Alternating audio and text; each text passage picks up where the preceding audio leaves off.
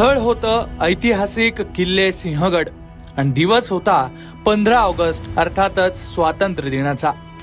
दोन गटांमध्ये किरकोळ वाद झाला आणि इथूनच किल्ल्यावर एका मोठ्या राड्याची सुरुवात झाली आणि या घटनेचे व्हिडिओ सध्या राज्यभरात व्हायरल होत आहेत। काही महिला, पुरुष आणि तरुण पोरं किरकोळ वादावरून झालेल्या या वादानंतर कपडे फाटेपर्यंत एकमेकांना मारहाण करतायत। हे सगळं प्रकरण नेमकं काय, सविस्तर समजून घेऊ। मंडळी, आधी हा व्हिडिओ पहा।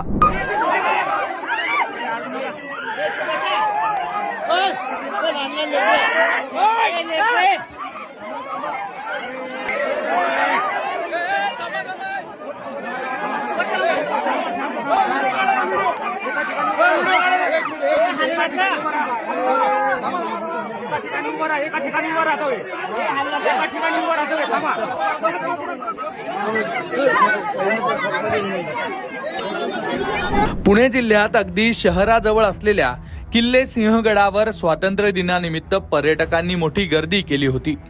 गर्दी एवढी होती की लोकांना मोकळं चालताही येत नव्हतं। सिंहगड किल्ल्यावरच्या पुणे दरवाजा परिसरातही असंच चित्र होतं। इथंच गर्दीत हुल्लडबाजांच्या दोन गटात किरकोळ वाद झाला। शब्दानं शब्द वाढत गेला आणि या वादाचं रूपांतर थेट हाणामारीत झालं। कपडे फाटेपर्यंत तुंबळ हाणामारी झाली आणि एकमेकांवर दगडफेकही केली। गडावर दगडफेक झाल्यानंतर इतर सामान्य पर्यटकांमध्ये मोठी घबराट पसरली। गर्दीचा फायदा घेत हुल्लडबाजांनी महिला आणि तरुणींना चुकीच्या पद्धतीनं स्पर्श केल्यानं हे सगळं प्रकरण झाल्याचं सांगितलं जात आहे।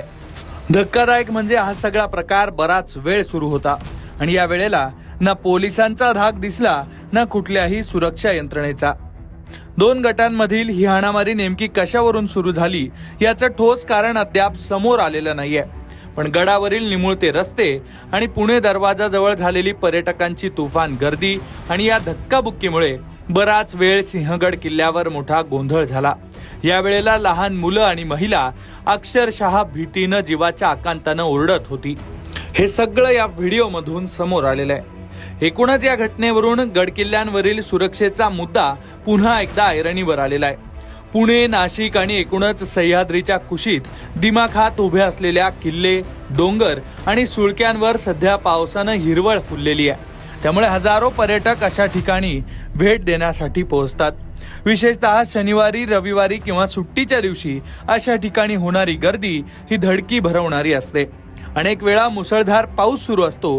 गडावरच्या डोंगर कपाऱ्यांवरच्या निमुळत्या रस्त्यांवर पर्यटकांची गर्दी झालेली असते आणि जीव धोक्यात घालून काही पर्यटक तिथे हुल्लडबाजी करताना दिसतात।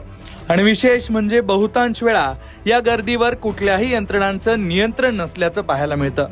त्यामुळे भविष्यात एखादी मोठी दुर्घटना घडण्याच्या आधी प्रशासनाला जाग येणार का ते पाहणं महत्त्वाचं ठरणार आहे। अशा या सगळ्या घटनांबद्दल तुम्हाला नेमकं काय वाटतंय ते कमेंटमध्ये नक्की लिहा आणि अशाच घडामोडी जाणून घेण्यासाठी लोकमत पाहत रहा।